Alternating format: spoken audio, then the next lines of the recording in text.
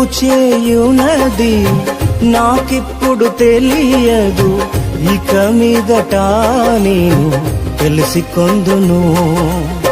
ప్రస్తుతము సమస్తము దుఃఖకరమే, ప్రస్తుతము దినదినము వాత్సల్యము నాపై చూపి నీ కృపలతో నింపావయా.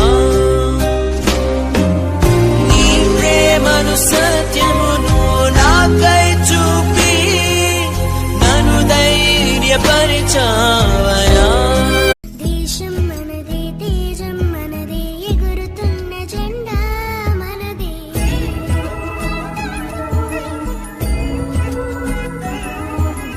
నీతి మనదే, జాతి మనదే, ప్రజల అండదండా మనదే.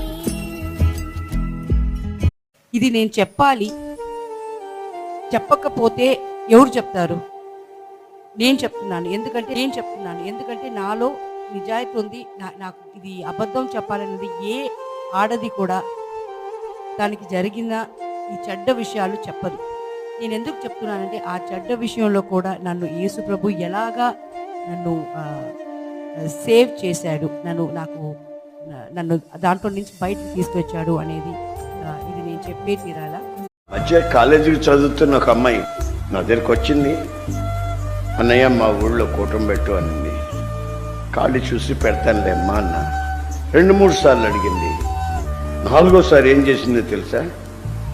తన ఒంటి మీద ఉన్నటువంటి నగలన్నీ తీసి పొట్లం కట్టింది.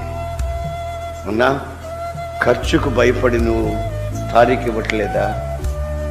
ఇది తీసుకెళ్ళి మా ఊళ్ళో కూటమి పెట్టన్నా. ఇంటర్మీడియట్ ఫస్ట్ ఇయర్ అండి.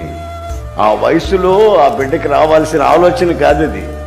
అన్న మా ఊళ్ళో తాగుబోతుడన్న. నేను